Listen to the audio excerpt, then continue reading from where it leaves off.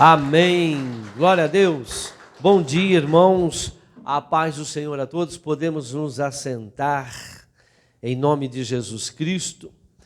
E nesta manhã de domingo, aqui estamos mais uma vez reunidos, para ouvir a palavra do Senhor. E hoje eu trouxe uma mensagem, ela é uma mensagem diferente. Eu preparei ela especial ontem à noite.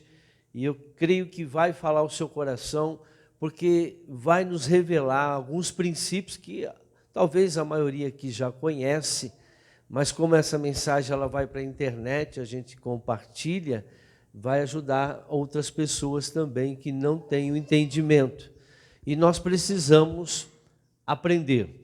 A palavra do Senhor diz que o povo sofre, o povo perece por falta de conhecimento. E erramos por não conhecer as Escrituras e o poder de Deus. Amém? E abra a Bíblia em 1 Coríntios, capítulo 2, versículo 9. O título da mensagem hoje é Princípios Espirituais que Precisamos Saber. Vamos entender, nós vamos passar por muitas coisas hoje.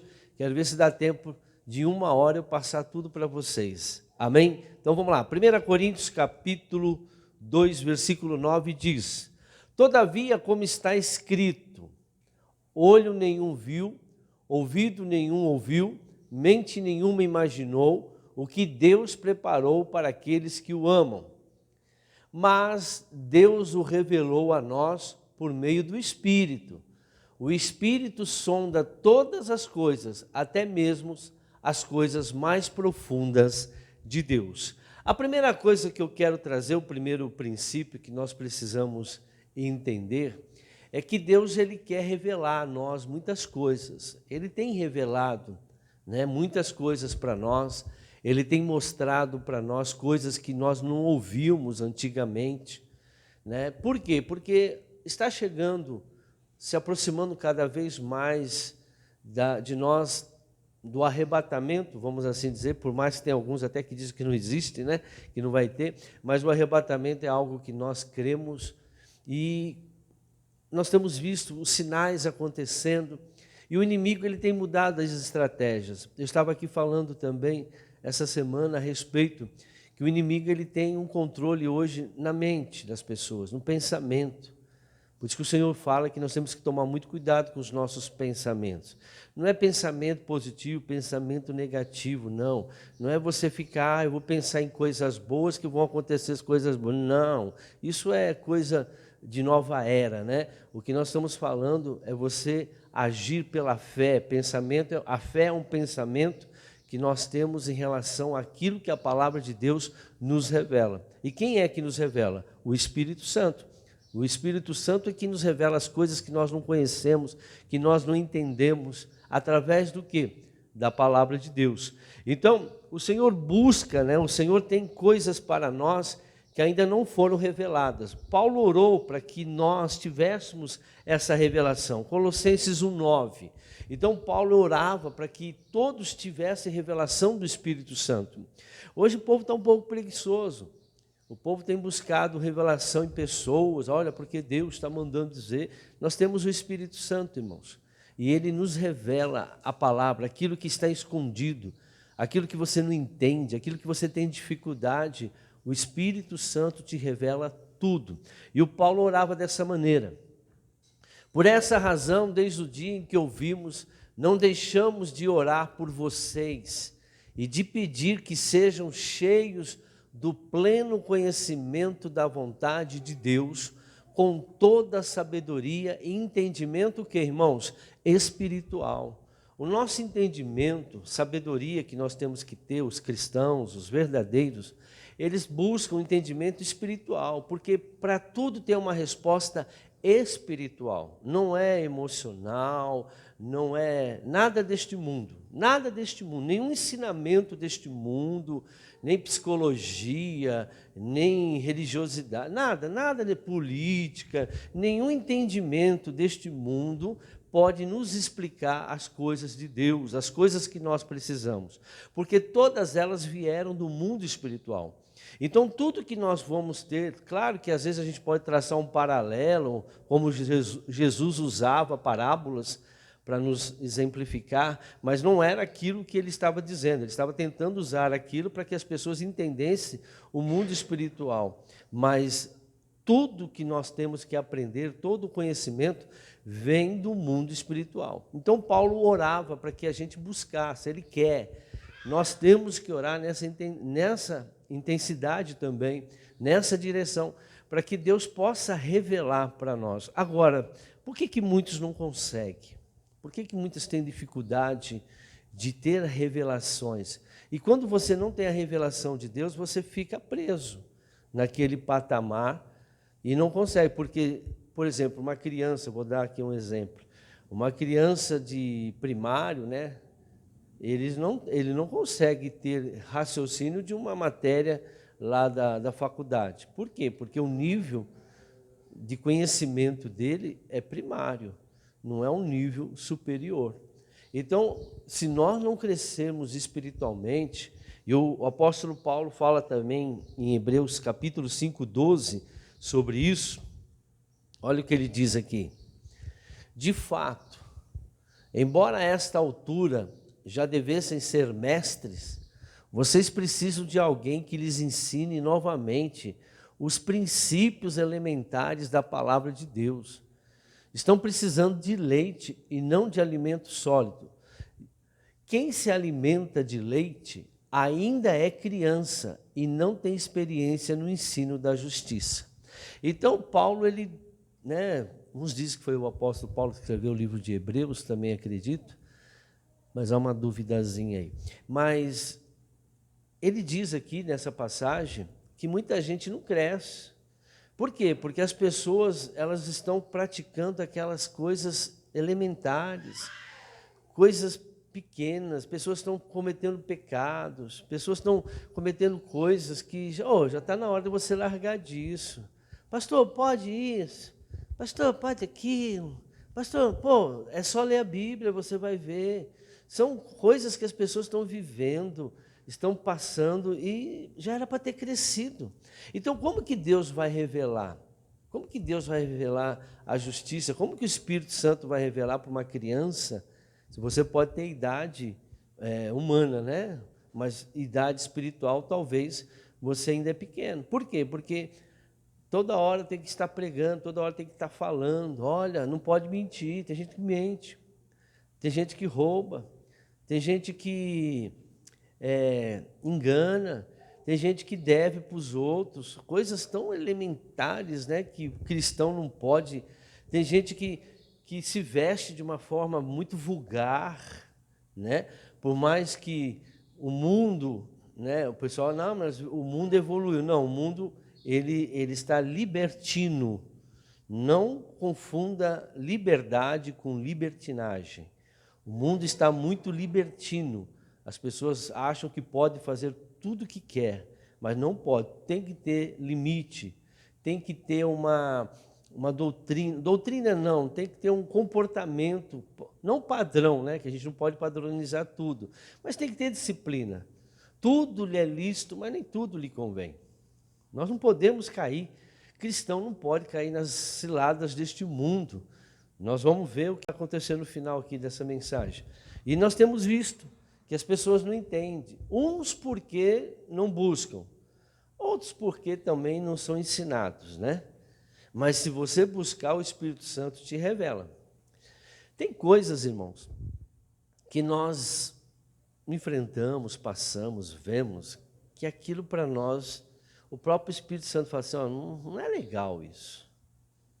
Se tem uma coisa que nós temos que pedir a Deus, ao Espírito Santo, que Ele nos dê discernimento de espírito, aonde tem demônios, irmãos. Tem muita gente que não sabe identificar o que tem demônio e o que não tem demônio. E tem trazido muitas... Porque o inimigo, ele não aparece em forma de ruim. O pessoal fala assim, eu não pratico religião pagã, eu não sou mais idólatra. Quem diz que você não é idólatra? Talvez você seja mais idólatra do que aqueles que estão lá na idolatria. Quem diz que você não faz macumba, feitiçaria?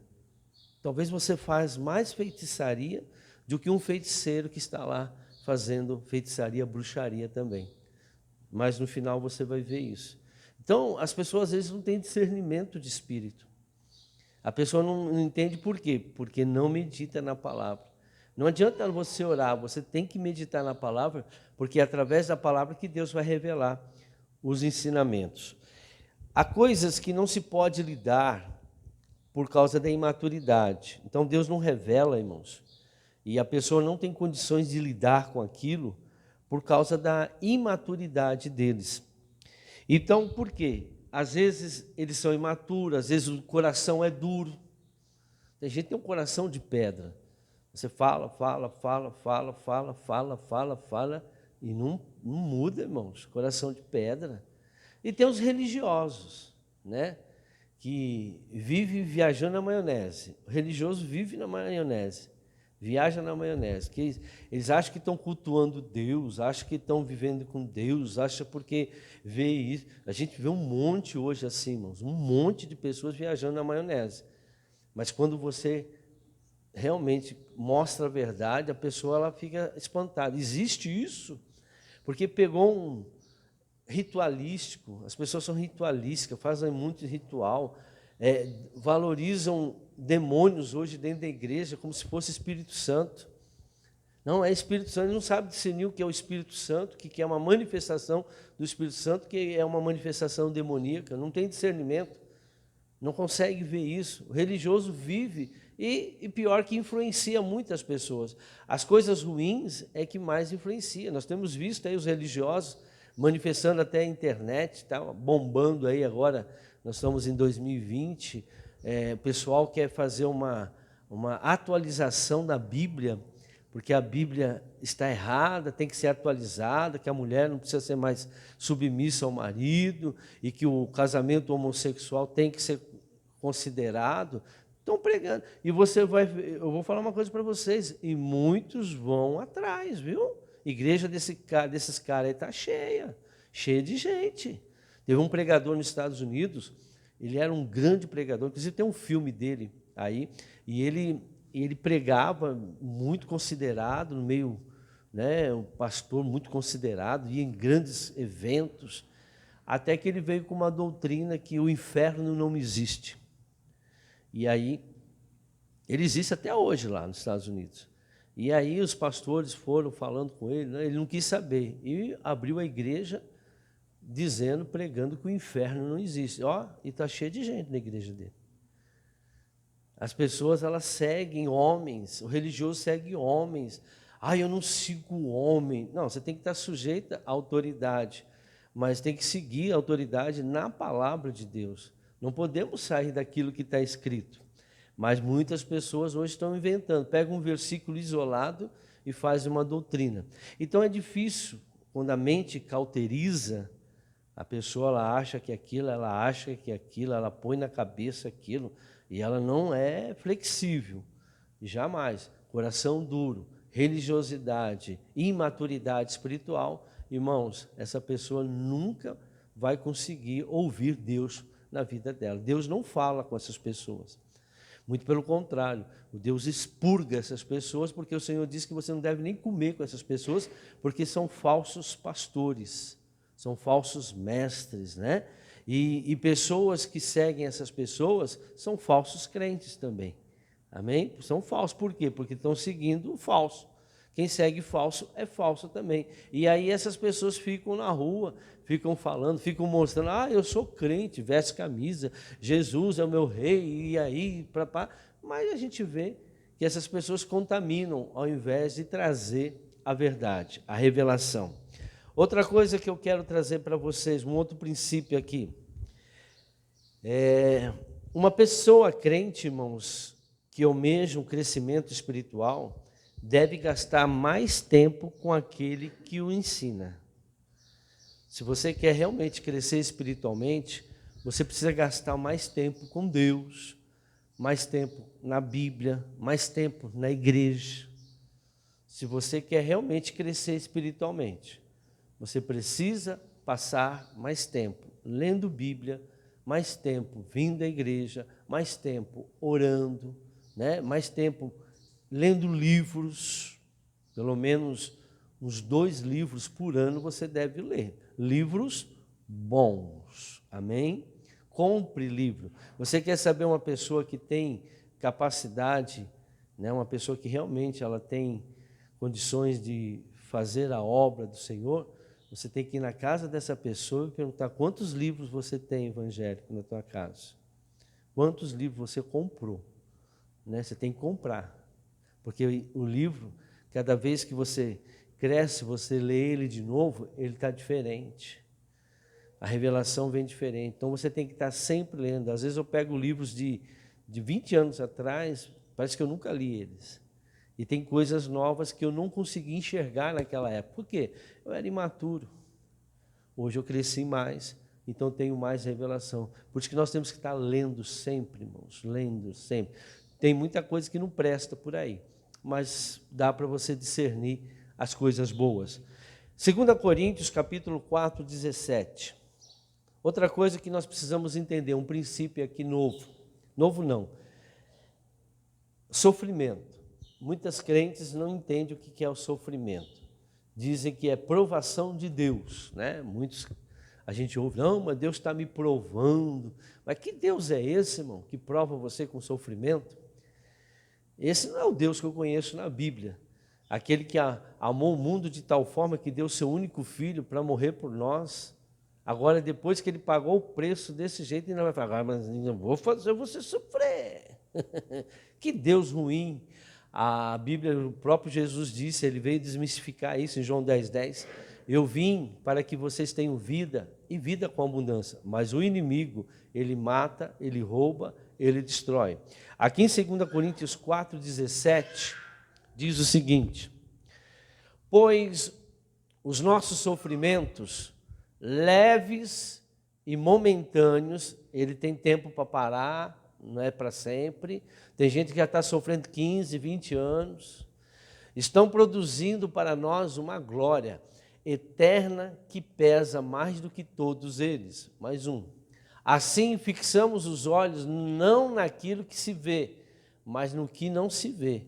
Pois o que se vê é transitório, mas o que não se vê é eterno. Então nós temos, volta lá o outro versículo, nós passamos por sofrimento, sim, a Bíblia diz, no mundo tereis aflições, mas lembre-se, eu venci, então o sofrimento não vem de Deus. Porque se fosse de Deus, você não teria que vencer. Porque Jesus diz, como eu venci, você também tem que vencer. Por que vem o sofrimento? O sofrimento vem por causa das nossos pecados. O pessoal usa muito o Jó, né?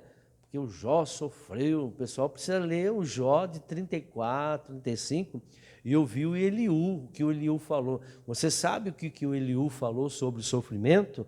Vamos lá, Jó 34:10. Olha o que ele falou. Por isso, escute-me, vocês que têm conhecimento, longe de Deus esteja o fazer o mal, e do Todo-Poderoso o praticar a iniquidade. Ele retribui ao homem conforme o que ele fez, o que este fez, e lhe dá o que a sua conduta merece. O salário, o que você planta, você colhe. Ele permite essas coisas por causa do pecado que a pessoa tem, iniquidade que a pessoa faz. A palavra do Senhor diz em Jeremias 17:10, eu, Senhor, esquadrinho corações, provo pensamentos, para dar a cada um segundo seus caminhos, suas atitudes. O sofrimento não vem porque Deus quer, não, eu vou te castigar, não. O sofrimento vem porque você praticou, porque você tem legalidades, porque algo em você está causando aquilo, o inimigo, ele tem legalidade para agir na sua vida. A palavra do Senhor diz que todas as vezes que o inimigo vem tocar em nós, ele pede permissão para Deus. A Bíblia diz lá em Apocalipse que ele vai dia e noite nos acusar. Acusar do quê, irmão? Se você fizer tudo certo, ele não tem que te acusar. O salário do pecado é a morte. O que é a morte? A natureza do inimigo. Por que vem o sofrimento? Por causa do pecado, por causa da iniquidade, por causa da desobediência à palavra do Senhor. Maldição sem causa não existe. Como que eu posso acusar Deus, falar que Deus me prova, que Deus me castiga, que a mão de Deus pesa? Às vezes você conversa com os crentes, e aí, irmão, como que você está? Estou na prova. Daí a pouco, estou na prova. Deus está me provando. Está amarrado, Satanás. Esse Deus não é o Deus que a Bíblia fala. É um outro Deus, é o Deus dos religiosos. Jesus sofreu tudo aquilo para que você continue sofrendo, e Deus falou, agora ainda eu vou castigar vocês. Ele já entregou Jesus para nos livrar deste mal. Mas tem gente que ainda insiste, né? Outra coisa que eu quero mostrar para vocês, a fé e o crer. Eu estou usando alguns princípios que a gente pega muito aqui, para que vocês nunca esqueçam disso, irmãos. São coisas que nós não podemos esquecer na nossa caminhada. A fé e o crer. Vou pegar um exemplo para explicar isso daí. Êxodo 14, 13. Nós sabemos que o povo de Israel foi preso no Egito e estava sofrendo, clamando a Deus, até que Deus ouviu e mandou Moisés para tirá-los do Egito. E Deus usou Moisés de uma forma poderosa. Porém, fez através dele grandes milagres, e até que o faraó liberou o povo. Mas chegou um lugar onde eles ficaram presos, que se chama Pi-Hairote. Aquele lugar era um lugar sem condição de escapar. Estavam diante deles o Mar Vermelho, do lado direito montanhas, do lado esquerdo montanhas, e atrás o exército de Faraó. Então não tinha como aquele povo sair de lá. Às vezes acontecem situações em nossas vidas e que parece que não tem jeito, parece que é impossível, parece que nós não vamos conseguir, que não tem como sair dessa situação. A palavra do Senhor diz que o justo ele vive pela fé, e os sinais seguem os que creem. Às vezes a pessoa, e a fé sem a obra ela é morta, né? Às vezes a pessoa nessa hora de desespero, a hora que olha assim a situação, uma doença, uma enfermidade, um problema financeiro, um desemprego, uma falência, seja lá o que for que você, um divórcio, né? Um problema que a gente enfrente na nossa vida, e vem um desespero. Não tem, você não vê saída. Não tem, para a direita não tem, para a esquerda não tem, para frente não tem, para trás não tem. Mas Deus, Moisés tinha uma intimidade muito grande com Deus. Ele falava com Deus. Deus falava com ele, Deus escolheu ele. E ele tinha uma intimidade, em qualquer circunstância, a confiança dele estava em Deus. Aí houve um diálogo entre Deus e Moisés, e foi esse aqui. Moisés respondeu ao povo, não tenham o que, irmãos? Medo. A primeira coisa que nós temos que entender, a primeira coisa é que qualquer situação que você estiver enfrentando com medo, você não vai vencer. Esquece. O medo trava você, o medo é um sinal que você está sem fé, e para você sair de situações, seja ela qual for, não existe situação, porque a Bíblia diz, tudo é possível que crê. A primeira coisa que você vai ter que lutar é contra o medo. Agora, precisa ver se você também tem um espírito de medo. A Bíblia diz lá em 2 Timóteo 1,7 que Deus não nos deu o espírito de medo. Medo todo mundo sente. Porém, espírito de medo não é de Deus. Esse medo incontrolável, esse medo desesperador, esse medo que você fala, não tem mais jeito, acabou, que faz você travar, isso é um sinal que você tem um espírito de medo. Você não consegue vencer quando você tem um espírito de medo. Você vai vencer quando você realmente pode até ter medo, mas a tua fé é maior do que esse medo. Quando você não consegue ter fé maior do que o medo, né? Porque o medo é normal do ser humano, qualquer situação. Agora, quando você tem fé, o medo desaparece, porque a fé ela te dá uma esperança, uma certeza das coisas que você espera, a prova daquilo que não se vê. O medo te causa uma imagem negativa. Você vê na sua mente algo terrível que vai acontecer. Você faz uma imagem na sua mente, você tem esperança, você começa a prever algo ruim que vai acontecer. Por isso que você fica com medo. A fé já é o contrário. Você prevê algo bom que vai acontecer. Você prevê e vê coisas maravilhosas que vão acontecer, porque a fé nos permite isso. Amém? Então, e o crer? O crer é quando você toma uma atitude em relação a essa fé. O medo, qual é a atitude que você toma? Você paralisa. O medo você quer se esconder. E dependendo do medo, dependendo da situação que você está, você pode chegar até a uma depressão. A depressão ela é causada por medo. Ela se iniciou com uma raiz de medo. Agora, se a pessoa tem um espírito de medo, provavelmente ela vai entrar em síndrome de pânico, depressão, e precisa ser liberto. Precisa descobrir aonde foi que entrou esse medo e quando entrou esse medo, para que seja destruída essa legalidade no inimigo. Ah, mas eu oro. Pode orar, irmãos. O medo trava você. Agora, a fé não. A fé, ela destrava você. Ela faz você agir.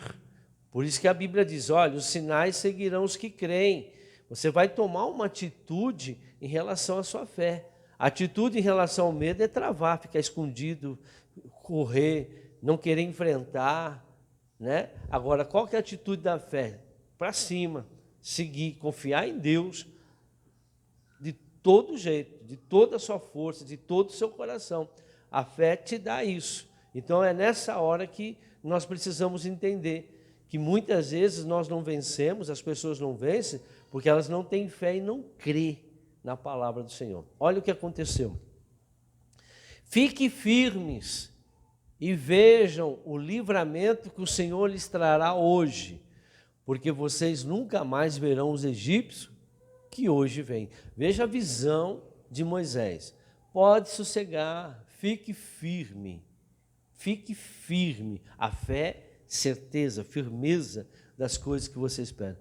E ele profetizou, vocês nunca mais vão ver esses egípcios. Por quê, irmão? Morreram todos. Morreram todos. Nunca mais foram vistos por ninguém. Voltando, mais um. O Senhor lutará por vocês, somente acalme-se. Mais um. Disse então o Senhor a Moisés, por que você está clamando a mim? Diga aos israelitas que sigam avante. Erga a sua vara, estenda a mão sobre o mar e as águas se dividirão para que os israelitas atravessem o mar em terra seca. Então veja que o Senhor deu a palavra para Moisés. Moisés, por que você está orando? A gente fica orando, oh, Deus me livra disso. Oh, Deus. Irmão, toma uma atitude. Vai avante, enfrenta o inimigo. A palavra diz o que para você? A revelação do Espírito Santo deu o que? A fé vem por dar ouvido à palavra de Deus. Marche, toma uma atitude. O crer é tomar uma atitude. A pessoa que não toma uma atitude é porque ela não tem fé. A fé, ela te dá a condição de você tomar uma atitude. Lembre-se, Deus só vai agir depois que você crê. A fé ainda não é suficiente.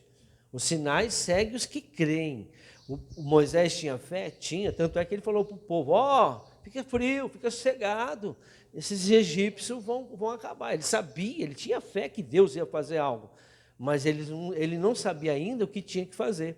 Aí Deus falou para ele que ele tinha que fazer, marche, vai para frente, pega a tua vara, estenda que o mar vai se abrir. Ele foi lá e obedeceu, ele tomou atitude em relação àquela fé.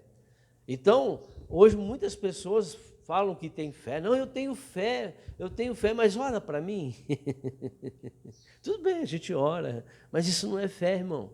A fé faz com que você realmente tenha certeza do que vai acontecer. Você só vai tomar a atitude certa, tomar uma atitude, um posicionamento. Você vai se colocar numa situação diferente. Você não vai mais ficar dentro de casa, você vai sair. Você vai procurar um emprego, você fala, não, eu vou conseguir, eu vou pagar essas contas, eu vou trabalhar mais, vou economizar mais, eu vou fazer de tudo para conseguir. Não, eu vou lutar pelo meu casamento, eu vou fazer algo pelo meu casamento, eu vou orar mais, vou ser mais submissa e assim por diante. E as coisas vão mudar, vou obedecer a palavra de Deus e as coisas começam a mudar porque você está se esforçando. Esforça-te, tenha bom ânimo, esse ânimo, a tradução correta é coragem, que eu sou contigo. Então, ter fé e crer é um ato de coragem.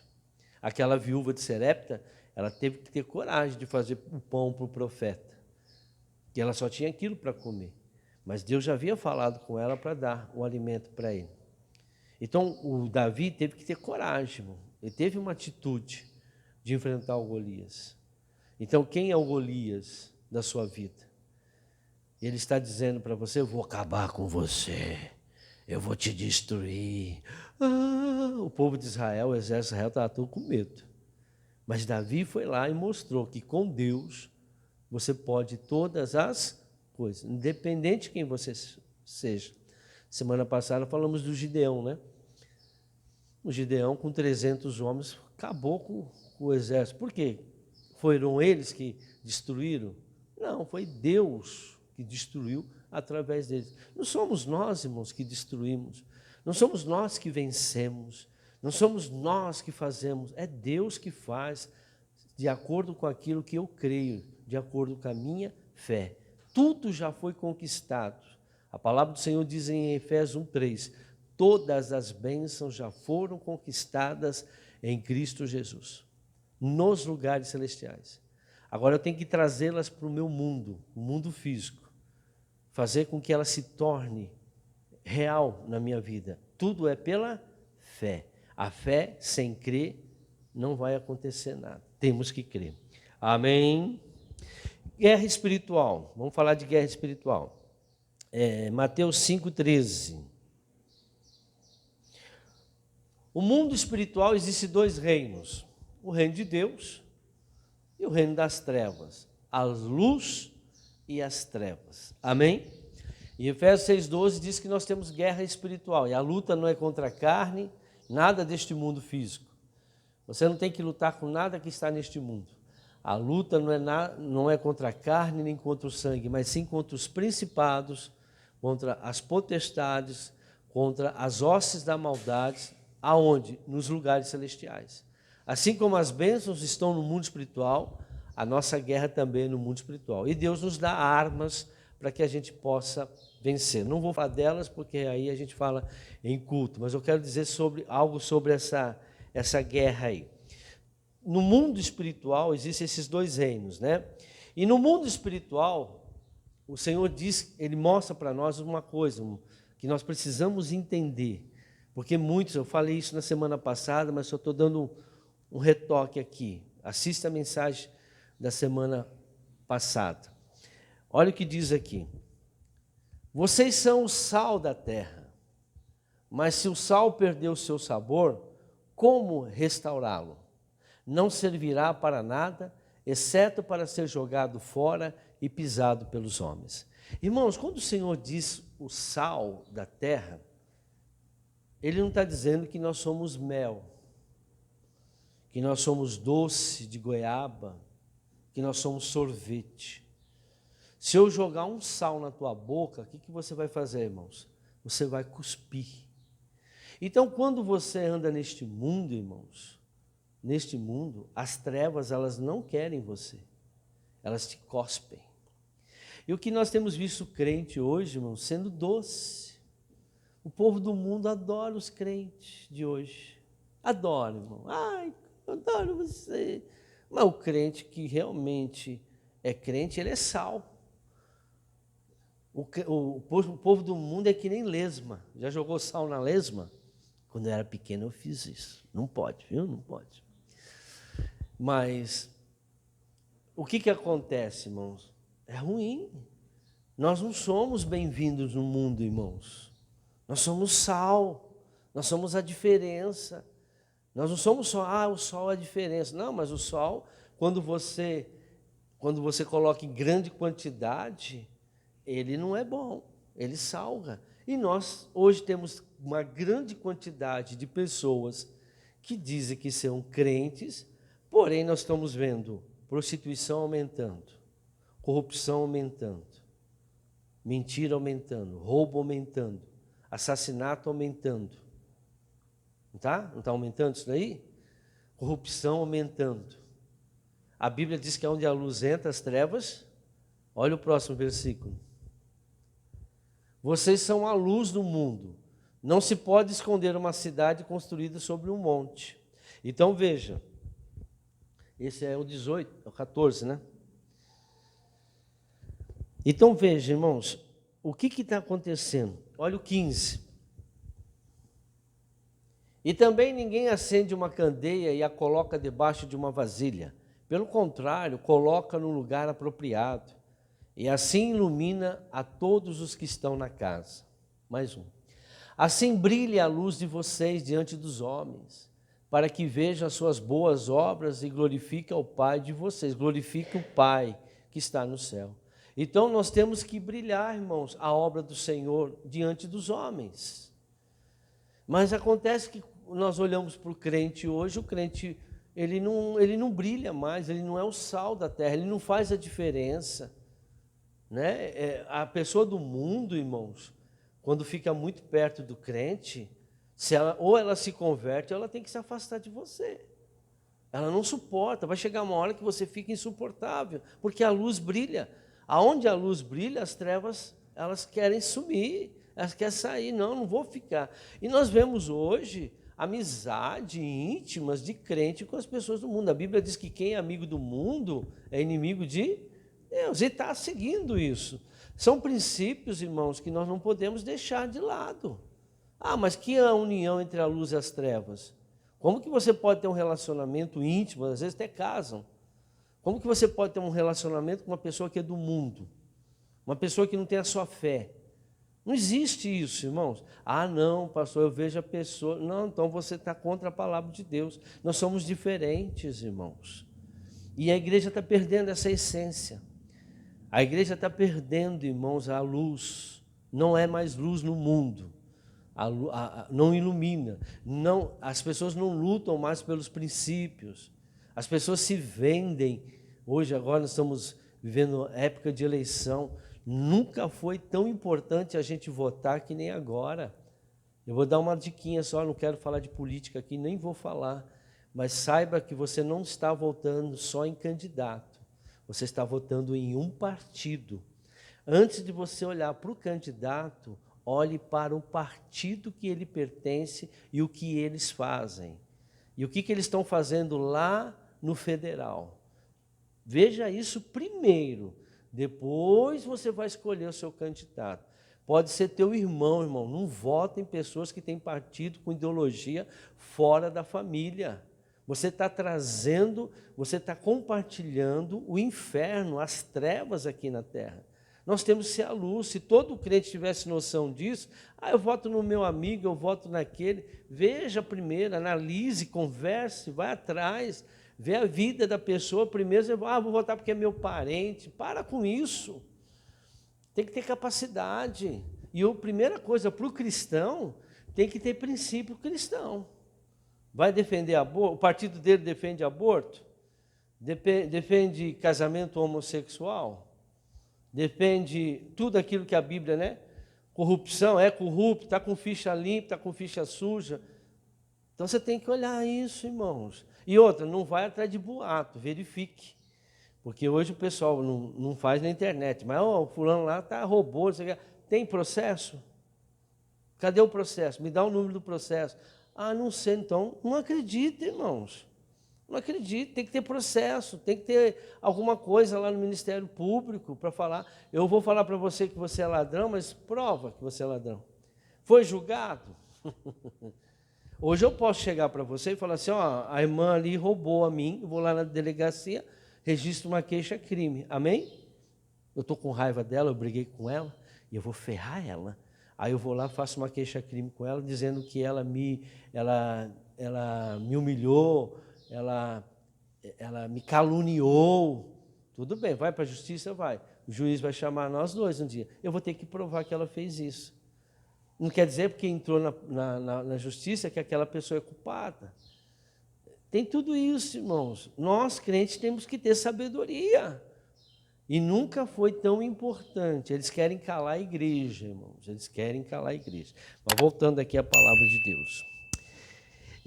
Efésios capítulo 1, versículo 9. Qual era a missão de Jesus? Qual era a missão de Jesus? Já preguei aqui, só vou dar um parecer, porque eu estou colocando vários princípios que a gente tem que observar. Efésios 1, 9, diz assim: e nos revelou o mistério da sua vontade. Qual que era a vontade? De acordo com o seu bom propósito, o propósito de Deus aqui, de Jesus, que ele estabeleceu em Cristo. Então, Deus estabeleceu um propósito através de Cristo. Qual que é? Isto é, de fazer convergir em Cristo todas as coisas, celestiais ou terrenas, na dispensação da plenitude dos tempos. Ou seja, o que Jesus veio fazer? Ele veio, fazer com que nós entendamos isso. Qualquer coisa, seja celestial, seja no mundo físico, ela deve ser entendida de uma forma espiritual. Por isso que o Senhor diz que Ele veio trazer o reino de Deus. Ele veio trazer o reino de Deus, porque o reino de Deus aqui na terra é invisível, é espiritual, e nos dá tudo que é material. Tudo que eu preciso para viver nesse mundo, o reino de Deus me dá. O Senhor diz em Mateus 6,33, buscar em primeiro lugar o meu reino e minha justiça, que todas essas coisas vos serão acrescentadas.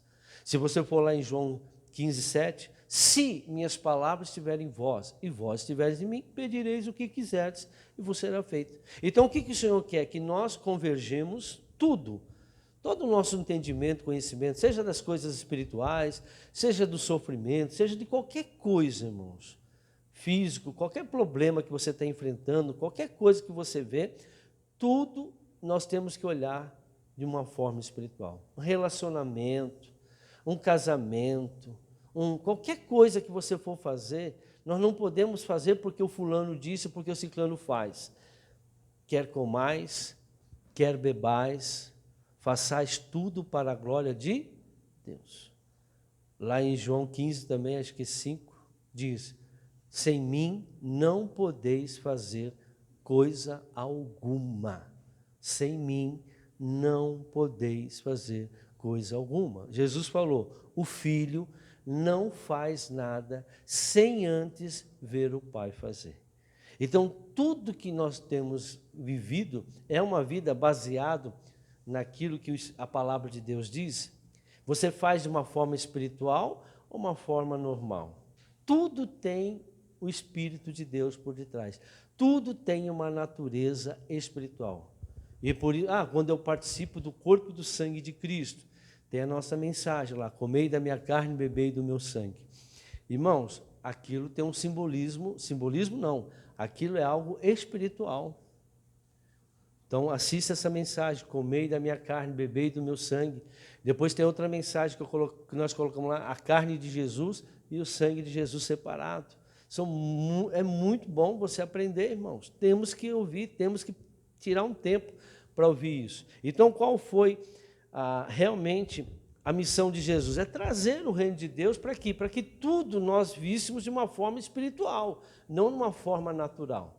Ao homem natural, as coisas de Deus lhe parecem loucura. Por quê? Porque elas se discernem espiritualmente. Um homem natural, uma pessoa natural que vê as coisas naturalmente, é porque vai chover, porque eu estou gripado porque mudou o tempo, isso está acontecendo porque eu comi azeitona. Mano, você é uma pessoa natural. Toda a normalidade tem um demônio por detrás, irmãos. Nós estamos aqui dia 1º de novembro. Aconteceu um milagre ontem, irmãos. Dia 31, dia de Halloween. O Corinthians ganhou. Tinha que ser num dia desse. Amém? Só estou brincando, né? Então veja o que acontece.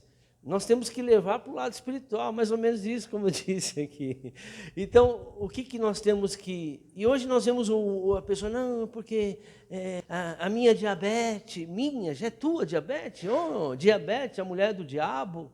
Você tem uma diabetes, ela é amiga sua, você conversa com ela. A minha pressão alta, é tua pressão alta? Jesus já não levou todas as doenças, todas as enfermidades na cruz do Calvário e você continua dizendo que é sua, porque você está vivendo uma vida natural. E nós vivemos, justo viverá pela fé, pois sem fé é impossível você agradar a Deus. Amém? Vamos correr aqui. Bruxaria. Ixi, agora o bicho pega. Irmãos, uma das maneiras mais, hoje, que mais tem acontecido no mundo, para o inimigo entrar na vida, principalmente do crente, é através de bruxaria, feitiçaria. Eu falei que ontem foi Halloween, né, 31 de outubro, não vou falar um pouquinho dele daqui a pouco. E o que eu vejo hoje, se você entrar na internet, irmãos, me dá vontade de chorar. E ver os crentes praticando bruxaria, feitiçaria dentro da sua casa, com seus filhos, na escola, e não tem discernimento disso. Uma das maneiras que o diabo executa seus planos é através de bruxaria. Bruxaria é pegar objeto ou alguma obra, né? É um ato profético maligno, como tem um ato profético do bem. A Santa Ceia é um ato profético, o batismo é um ato profético, oferta, dízimo é um ato profético, porque você pega um elemento físico e ele transforma em coisas espirituais, aquela atitude, aquela ação. Mas tudo tem o quê? A vontade da pessoa, a fé da pessoa. Tudo tem o desejo da pessoa. Por exemplo, não adianta você ir lá no batismo e você não deseja aquilo, você não se arrependeu dos seus pecados. Você vai tomar banho só. Não tem validade. Aquilo tem validade de acordo com aquilo que você está. O que representa aquilo? Não, aquilo para mim representa o batismo. Amém. Você sabe o que é o batismo? Porque por isso que antes do batismo eu faço um cursinho.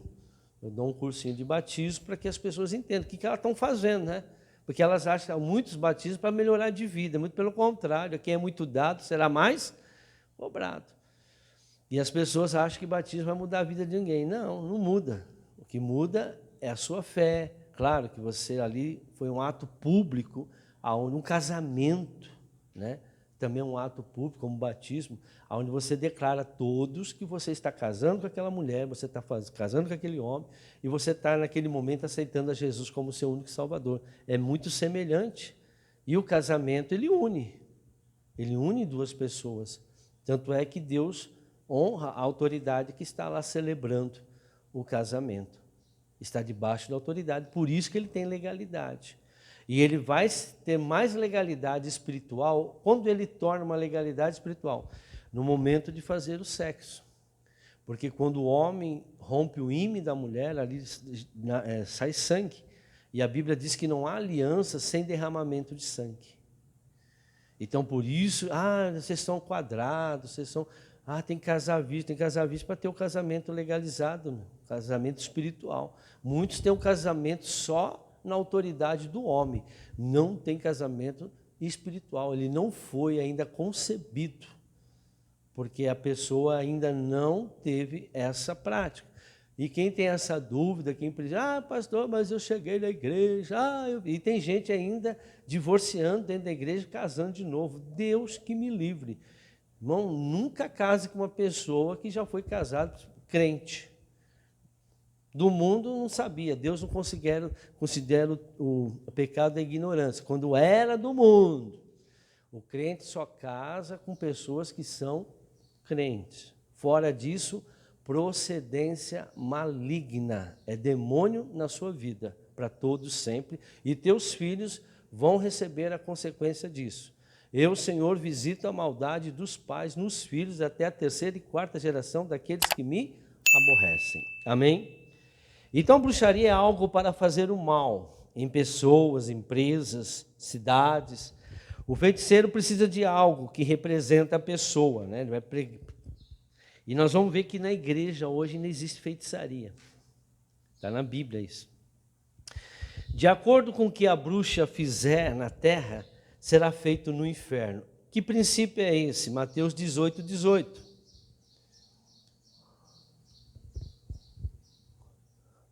Digo-lhes a verdade, tudo que vocês ligarem na terra terá sido ligado no céu. E tudo que vocês desligarem na terra terá sido desligado no céu. Mais um. Também lhes digo que se 2 de vocês concordarem na terra em qualquer assunto, olha aí, sobre o qual pedirem, isso lhe será feito por meu Pai que está no céu. Pastor, mas aqui está falando do Pai. Não, aqui nós fazemos da mesma forma para Deus. Que 2 ligares, o que você concordar, o que você desligar, o que você ligar. Mas da onde que o inimigo usa? O que ele usa? A mesma coisa, irmãos. Ele usa esse princípio, ele pega lá a raiva de uma pessoa, o ódio de uma pessoa, aquela vontade daquela pessoa de destruir o casamento, de matar a outra pessoa. Vai lá, faz uma oferenda, faz um ato profético, como nós vimos, casamento, Santa Ceia, um ato profético, faz um sacrifício de animal ou até mesmo um outro tipo de alimento, dependendo dos demoninhos aí, cada um tem um pedido. Vai lá no cemitério fazer o trabalho, vai na encruzilhada, né? E crente também faz isso, viu, irmãos? Dentro da igreja está fazendo essas coisas também. Tem crente que continua sendo feiticeiro e bruxo dentro da igreja, continua sendo. Então, isso é um princípio, irmãos, que o diabo ele não inventa nada, ele pega aquilo que já existe. Para você acionar o mundo espiritual é desse jeito.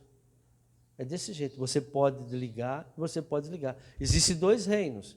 Agora, se você quiser falar com Deus, você liga através da palavra de Deus. Se você quer falar com o diabo, você liga através da bruxaria, através da feitiçaria, através do satanismo, né? Macumba, se a macumba fosse boa, chamaria boa cumba, mas é macumba. Através dessas coisas, através da idolatria, né? Você está se unindo a um outro Deus, que não é o Deus verdadeiro, e assim por diante. Irmãos, existe um ato profético, e esse ato profético ele é do mal. Tem igreja que até hoje pratica essas tais bruxarias. Por quê, irmãos? Pega lá Atos capítulo 19, 12. Esse aqui é o versículo que eles mais usam para justificar a bruxaria dentro da igreja. Eu respeito quem faz, mas eu não concordo com quem faz. Porque para mim, e para muitos, não estão de acordo com a palavra de Deus. 2 princípios, 3 aqui ferem, mas os 2 é mais importante. Vamos lá. De modo que até lençóis... Volta um versículo, faz favor. Deus fazia milagres extraordinários por meio de Paulo. Primeiro, quem que fazia milagre? Não Paulo. Outra coisa. De modo que até lenços de aventais que Paulo usava eram levados e colocados sobre os enfermos. Irmão, Paulo nunca deu lenço. Pegava um lenço e levava. A Bíblia não diz que Paulo deu lenço. Está escrito isso? Pegavam os lenços, levavam os lenços, mas não está escrito literalmente que Paulo dava os lenços. O lenço que eles usavam, aquele lenço mesmo, usava para tirar o suor, era o mesmo que a gente usa. Não está escrito na Bíblia que Paulo deu lenços. Está escrito que levava os lenços de Paulo e eram curados. Quem que fazia o milagre? Deus. Vamos lá. Sobre os enfermos. Esses eram curados de suas doenças, os espíritos malignos saíam deles. Amém. Irmãos, a partir do momento que você tem fé e crê, mas eu te peguei um lenço. Tem gente que se prostra diante de uma imagem e consegue o que ela quer. Tudo é possível aquele que... Agora não quer dizer que esse povo é salvo. Porque tudo, a Bíblia diz, eu sou o Senhor. Isaías 42, 8, se eu não me engano. Eu sou o Senhor. Este é o meu nome. Minha honra, minha glória, eu não dou a ninguém. nem as imagens e nem as esculturas. A partir do momento que o pessoal fala, isso aqui é o lenço de Paulo, Deus vai te curar através...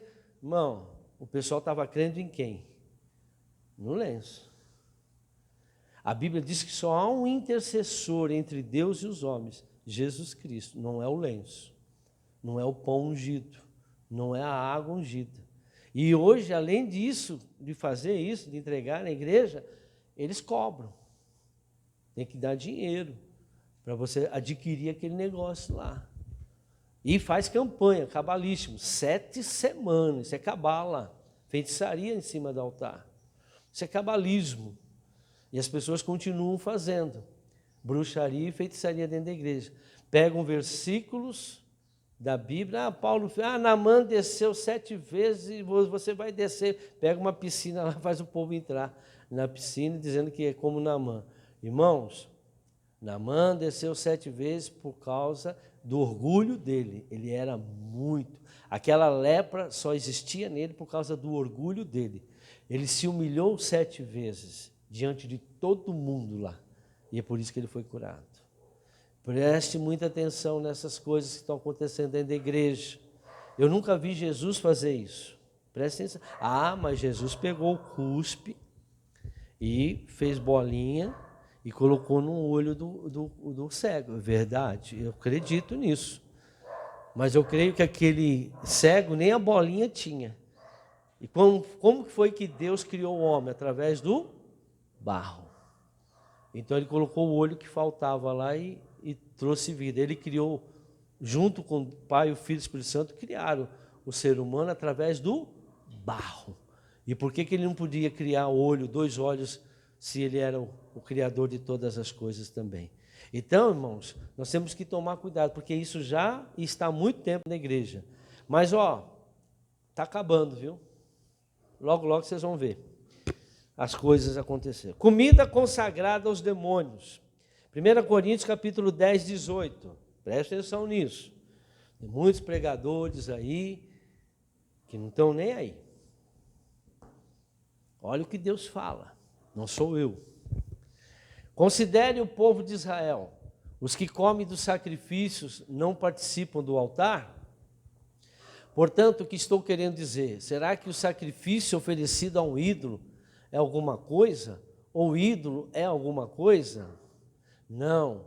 Quero dizer que os pagãos sacrificam é oferecido aos demônios e não a Deus. E não quero que vocês tenham comunhão com os demônios. Se você for pegar em acho que capítulo 8, diz que não, porque é só por causa da aparência. Não, irmãos.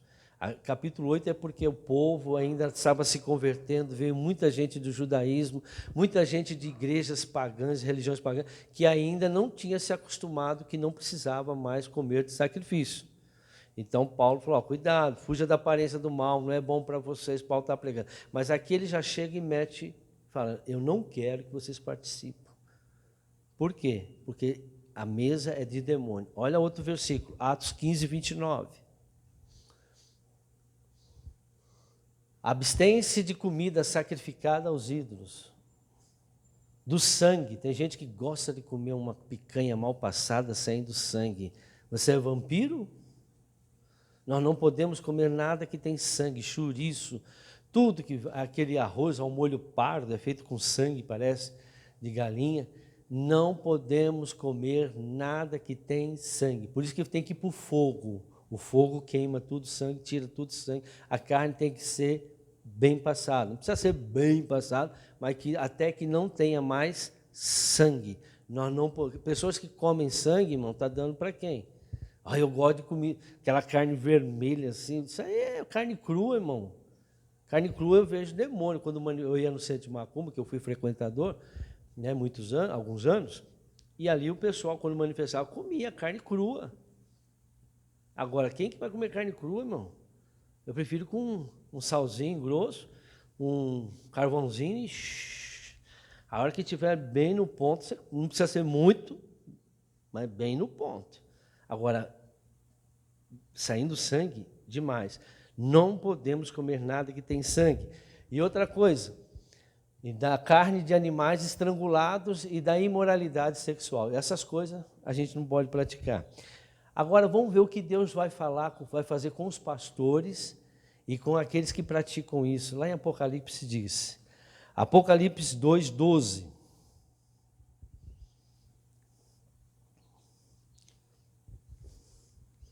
Ao anjo da igreja de Pérgamo, escreva: essas são as palavras daquele que tem a espada afiada de 2 gumes.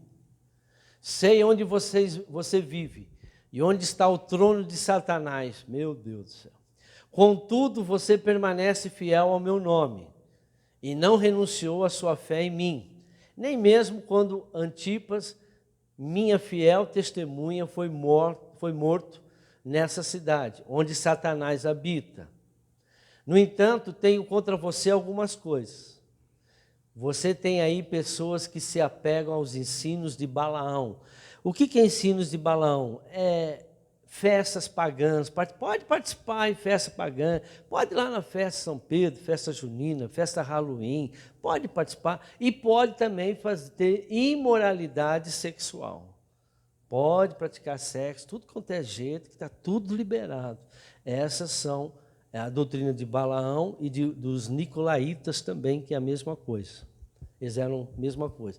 Você tem aí pessoas que se apegam aos ensinos de Balaão, que ensinou Balaque a armar ciladas contra os israelitas, induzindo-os a comer alimentos sacrificados a ídolos e a praticar imoralidade, o que, irmãos? Sexual. Então veja, Deus aceita essas coisas, irmãos? Não. E nós temos visto os crentes participando dessas festas. Põe um negócio que eu coloquei de Halloween, depois vai estar aí para as pessoas lerem também. Olha aí, o que é o Halloween? Halloween, ou aniversário de Lúcifer. É a mesma coisa, viu, irmãos? Halloween se trata de uma celebração na qual se invoca o Deus da morte. E dia 2 é o dia de quem, irmãos? Finados. Eles comemoram todos aqueles que eles mataram no Halloween. Eles dão glória a Deus. Eles dão de presente para Lúcifer essas crianças sequestradas, esses jovens sequestrados. Infelizmente, a maioria deles vão para sacrifício. Halloween é a maior festa satânica do mundo. Do mundo. Só que já entrou nas igrejas, irmãos.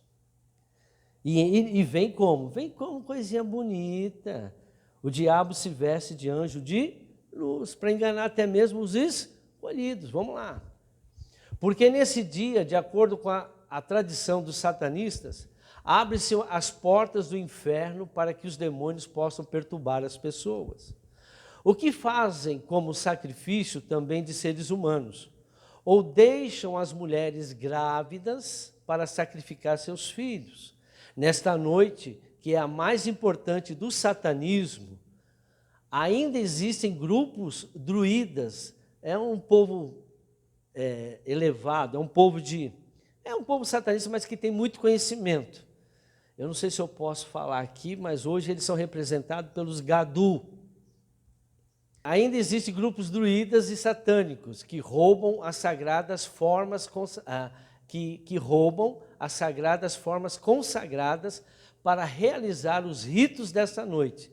Se vestem de mortos. Isso significa que um adulto ou criança que se veste com essas coisas, pode acontecer algo com ela. De fato que começarão com terrores noturnos, visões estranhas, distúrbios do sono, e quando se ora por elas pedindo a cura, pode até manifestar-se. A origem desse mal é por ela ter participado dessas celebrações. Segundo o testemunho de algumas pessoas que praticaram o satanismo e depois se converteram ao cristianismo, o Halloween é considerada a festa mais importante para os cultos demoníacos, porque se inicia o ano novo do satânico. O ano novo satânico se iniciou hoje. Hoje é o primeiro dia do ano satânico. E é como uma espécie de aniversário de Lúcifer. É nessa data que os grupos satânicos sacrificam jovens, especialmente as crianças, pois são criação de Deus. Então, isso é o Halloween. Aí as pessoas vão, ontem foram lá num tal de, não vou falar o nome do lanche lá, e ele falou, quem chegar aqui de vassoura vai ganhar um lanche. Lá em São Paulo faltou hambúrguer, deu pau lá, deu briga. Mas o que o dono está fazendo? O que é uma oferta para Deus, irmãos? O que nós fazemos? Como que era feita a oferta no Velho Testamento? Sacrificava um animal e oferecia a Deus. Como que nós ofertamos a Deus? Através do dinheiro, sim ou não? O que esse dono estão fazendo, dono dessa rede de lanche? Estão ofertando a Lúcifer os seus lanches. Então, o dinheiro que ele ia receber, ele está dando para o Lúcifer. E quem está comendo a comida? Está se contaminando com esse demônio. E quem participa de Halloween está também invocando esse demônio. Porque essa festa é consagrada a Lúcifer. E não quero, mas eu vou fazer ela virar cristã. Não quero que participe da mesa dos demônios. Para com isso. Nós não podemos participar de festa junina, irmãos. Como muitos aí participam e assim por diante. Eu só estou dando esses pilares. Por quê? Outro pilar, Jezabel. 1 Samuel, capítulo 15. Não, Jezabel, Apocalipse 2, versículo 18.